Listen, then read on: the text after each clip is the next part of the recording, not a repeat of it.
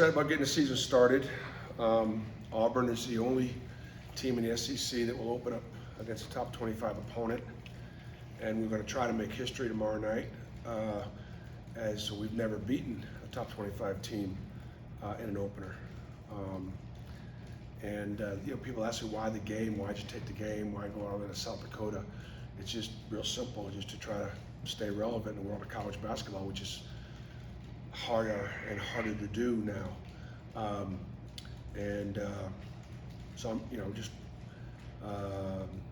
Baylor is a preseason top 20 team.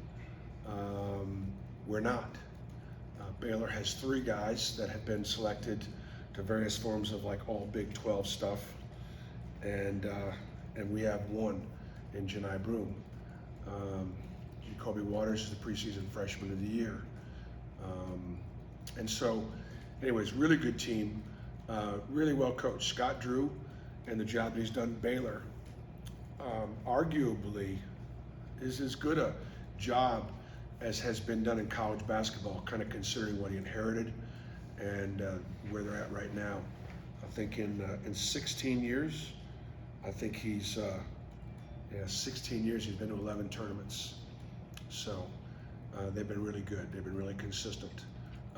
The challenges going in obviously are the biggest challenge right now is we have no tape on them.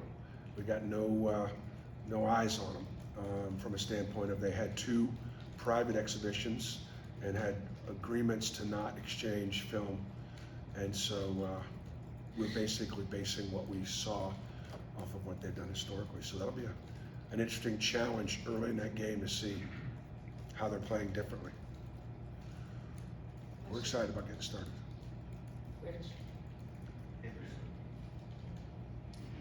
Do you still feel confident both Aiden and Janai being able to play tomorrow? Yeah, I think both Aiden and Janai will be able to play tomorrow.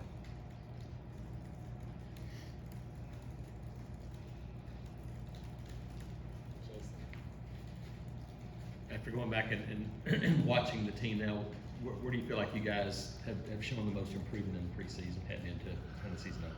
Well, again, it'll be really hard to duplicate Baylor's athleticism. They are historically one of the top 20 rebounding teams in the country, one of the top 10 offensive rebounding teams in the country. So they will fly to the boards. They're athletic, they're big, they're physical, and our greatest challenge will be keeping them off the boards. I think from our standpoint, I'd say our half-court offensive execution has been pretty good for early in the season. We've shot the ball pretty well, and now the quality of the opponent is going to step up in a huge way. And then our challenges continue to be defense and rebounding, and we'll just see what kind of what that looks like. That's what I would anticipate our 2 biggest challenges being. Yes, Bruce, you mentioned that you have no tape on them. Did that mean that you were a little bit careful against AUM and showing too much, to try to keep them from not knowing as much about you as you don't know about them? Yeah, I mean, I was anticipating that we'd get one of their games and they'd get one of our games. So, because after today, everybody will have a game, but they didn't want to do it, so we obviously didn't do it. There is an NABC film exchange policy that encourages you to do it, but it's not an NCAA rule, so we're good with it. But it does mean that both teams go in really with very little scouting ability.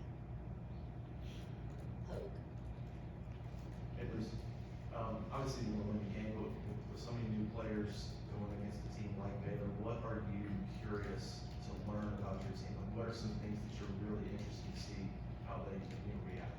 Yeah, that's a great point. It's one of the things I keep talking to our team about is we're gonna get exposed. I would have loved to have gotten more exposed in our preseason, a couple of preseason opportunities. And what I mean by exposed is what aren't we very good at? What are we going to struggle with? And my anticipation would be physicality or the rebounding. Some other things that I don't want to give Baylor too much in advance scout on. but where do we go from here? Like, in other words, great opportunity to play a team in the top 25. We're not. And so can we get ourselves in there with a win? You know, that'd be a tremendous way to start the season. We've got so many quality opponents in the preseason that, you know, a week from now we play Notre Dame in New York, in Berkeley. So, you know, it's here. And so how quickly can we adjust? You know, I told the guys I really wanted them to remain really positive with each other, because we have so much teaching to do with so many new guys. And so, again, we got to kind of throw it out there and know they're going to be in the heat of the battle and just see how they react. Hey man, for most of it, I hope brings out the best of them. For some, there'll be challenges in kind of knowing what we do and why we do it, and late game situations. I mean, we could have some late game, close game situations, I hope, either offensively, defensively. How do we handle a situation? How are we able to execute? So, bottom line, no matter what, we need to grow and we need to keep getting better. And that's what I've talked to the guys about. And I think they're prepared for that. And I want them to stay really positive with each other, because I'll be on their asses enough for everybody. You just mentioned you had 3 of those first 4 games away from home. I know you said you gave the team some time off. Was that as beneficial as you wanted it to be? I thought the 2 days off on Saturday and Sunday, actually it was Friday, Thursday and Friday. They had Thursday and Friday off. We're good. I thought they were good. We went pretty good Saturday and Sunday in preparation. So, yeah, I mean it was one more day than normal, and I just thought I think it was fresh. It did let Aiden and Janai have an extra day of rehab and recovery, and then they were both able to go yesterday. JJ? Yeah. Bruce, I know it's still kind of a new team to you in a sense. I mean, you haven't played a bunch of games with them. What is this team's personality like in the locker room? What's their constitution like compared to some of your other teams you've had? Can you get a feel for that yet? Yeah, I mean, they get along. I mean, they really get along, and they've done a good job pushing each other and a good job teaching each other. And it's one of the harder working teams I've had. It's been a team that's gotten along so well, but we've had no adversity yet. Right. Just haven't. So just obviously don't really know. I mean, look, I definitely think they're prepared, and you know, we've got good leaders in the locker room. We've got guys that have been there and done that. They've just not played together much. Let's just say they've played 2 games together so far. Now Baylor's got a lot of new guys too. They've got some core guys back like we do, but they've got some new pieces, and they've got good new pieces. So I think both teams are going to learn a lot. As you brought, in Auburn back, what has been the process of kind of getting him both healthy, but also to prepare him to face a historically really good defensive team in his first college game? I mean, yeah, it's probably the toughest first game will be for Aiden, because this will be his first game, because he didn't play in the first 2 exhibition games, and so well he did, but he played 2 minutes against Furman.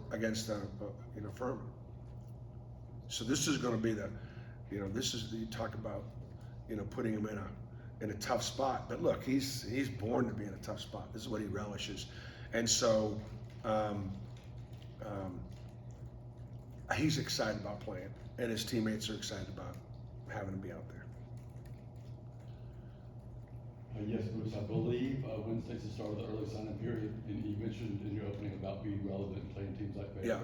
How do you feel about how your recruiting is going so far and how things are lining up for the future there? Well, we would like to try to sign 1 or 2 high school guys in the fall if we can, and so if we do, that'll be great. But I think that with the transfer portal and things like that, I think you're not going to see more than a couple of high school guys early ever, just because of how important it is to still get old and stay old if you can. And I think this roster still could. So it'll be quality, hopefully, but it will be hopefully quality, but it won't be quantity.